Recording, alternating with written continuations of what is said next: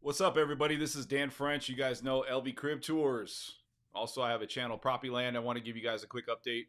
Market update. I'm with Simply Vegas. Been doing real estate for a long time. Big difference between transactions versus doing real estate, by the way. I'm not going to get into detail on all that, but what it is it comes down to how much have you seen, how many transactions have you done, and I think that obviously brings a lot of credibility and ways of navigating to getting deals closed. So again, if you guys don't know the channel, I do put out some property tours. I also talk a lot about what's going on in the real estate world, and I live here in the fabulous Las Vegas, Nevada. Very hot Las Vegas. We had a record, man, I think it was like 7 days in a row, 115 plus. So anybody out there that likes hot weather, I'm your guy. I'll help you get into a house. You just got to stay cool, right? Let's get into this, guys. So everybody out there knows that the Las Vegas Valley market has seen its ups and downs. You know, when you talk about the real estate world, it's very much a roller coaster. I think a lot of people come out here because the cost of living is maybe less where they're from. I mean, it's not no secret. Californians, East Coast, West Coast come out here. That's roughly about 50% of our transition of new people, new residents coming to Las Vegas. A lot of gambling, a lot of things that attracts people to Las Vegas, but a lot of people don't want to stay. A lot of times they stay here for about a year, maybe a little bit longer, and then they either stick around or they're gone. So today I'm going to talk about the Las Vegas market, and there was a very interesting article that did come out. I want to bring this up here. This is by the Las Vegas Review-Journal, and it says rents are ridiculously high, mortgages are high, everything is just too expensive, and everybody's complaining. And then you even have, Lombardo. He's coming out saying we need a lot more affordable housing. He's putting pressure on Biden to do that. And so when you look at this, rents are ridiculously high. I see it, man. I see a lot of people. I talk to them. They're struggling. You know, landlords want more money. They're obviously maybe pinched themselves as far as finances go. And everybody thinks out there that people that are landlords just have an abundance of money. I'm going to say that they don't. You know, there's a lot that do, but I'm going to say that there's some that do not as well. And so for me, I'm looking at this thing, going through this article. People are trying to decide if they should put food on the table and or pay.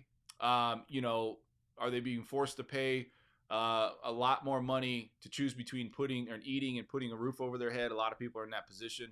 You also look at these people here saying the average household in Las Vegas now needs to make above the median price income just to afford just the average rent, well over $100,000 to afford a mortgage payment. Well, you're absolutely right. I mean, look, people taking all this money and free money, and also economy shut down and things now when you come back, they're considerably higher, 15, 17% in inflation higher.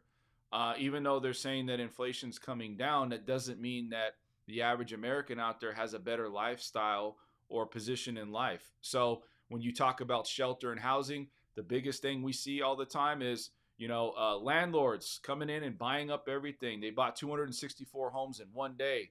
Man, we've been talking about this.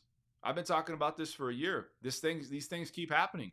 And until everybody looks at this, Starwood Capital Group sold 264 homes in Clark County for $98 million to a Dallas-based Invitation Homes, according to Clark County property records. A lot of people don't have the funds or the money to put down on a house and really just to afford the mortgage payment. I have a lot of past clients and things. I talk to them on a regular basis. They're just not ready. They can't do it. They're tapped out. And then they don't want to switch from one house to another house with a higher interest rate, higher payment. It makes no sense. So American affordability is not just going down and has been down. It already has been. And it's also been like this across the country. When you look at today, let's look at some of the numbers. Okay. So when you look at prices and you look at prices of homes, average sale price for a single family residence, we tapped out May of 2022.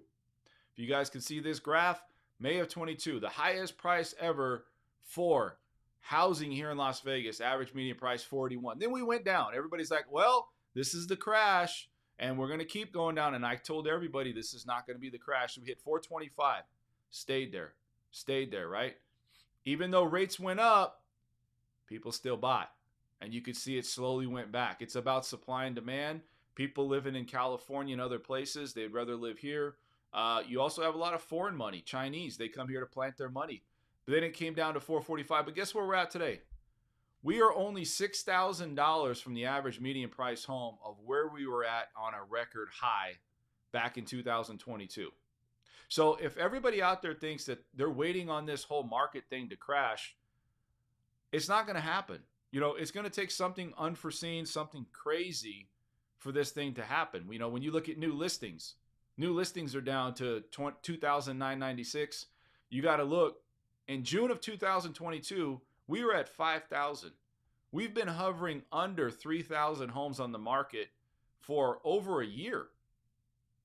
What does that tell you? One, people are not leaving. Rates are too high. Where are they going to go? Are they going to reposition themselves for a better place? Probably not. Also, too, the ones that are listed, they are getting sold, because when you have less supply on the market, you have still a lot of buyers or people that want to buy a home. They're willing to pay a premium because that's all they know. So when you look at this, we even dipped down to December of last year to 1,630 homes. When you look at the total days on the market, 29 days. And I always tell people, I'm a lister. I do most listings. I'm not saying I don't help with buyers, but the changes that's going on out there. And so when you look at these things that's going on with us, buyer's broker agreement, all these things that's going on, everybody, I'm dedicated to being a listing agent at this point. You control things. You can be a little bit better on what's going to get paid, what's not going to get paid. And when you're a buyer's agent and somebody is going to you and saying, hey, Mr. Buyer or Mrs. Buyer, can you pay me my commission? That's going to be tough. Now, is it going to change altogether? No, because it's still the same way. But then now there's more room for negotiation. You can't put it on the MLS. So I think there's going to be a lot of speculation on how that's all going to unfold and how people are really going to react to that. Now, closed sales. Let's go to closed sales. 2,106 closed sales. So you can see that, again, 2022, we had a lot higher. April or March of 2021, 3,742, right? So we just don't have as many homes on the market. Ever since rates went up, it's been a balancing act, up and down, mostly hovering right below that 2,500 mark of how many homes are sold. So again, you looked at that, pending sales. We have about 2,160 pending sales.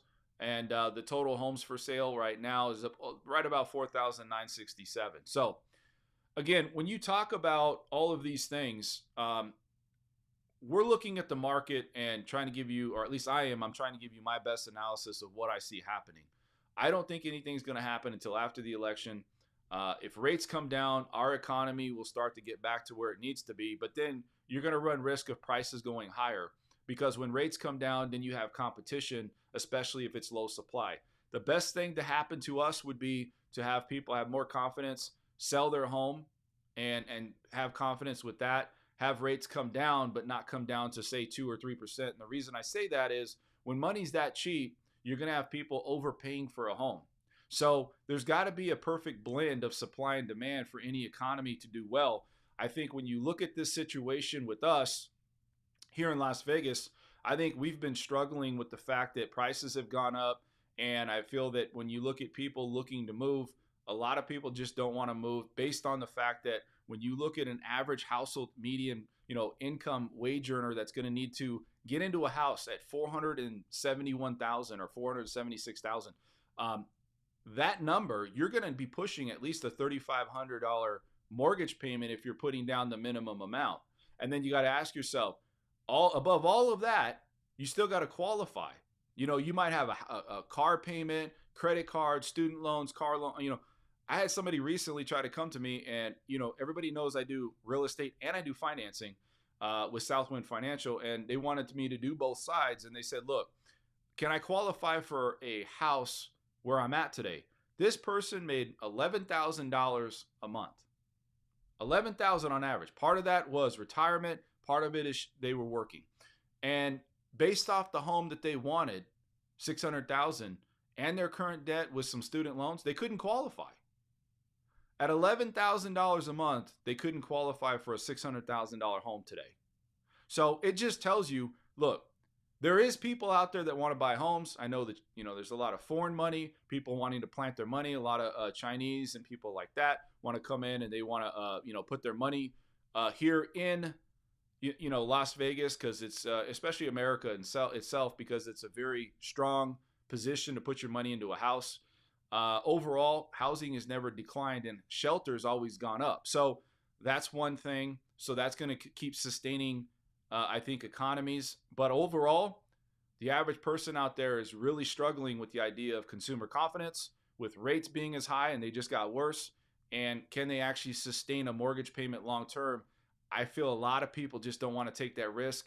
They'd rather stay on the sidelines and rent or figure out an alternate route. So if you guys have any questions about this, I'm going to have some market information that you guys could take a look at. And then you guys know I'm your go-to realtor out here in Las Vegas. Hit me up, Dan French, Simply Vegas. I'll see you guys at the next one.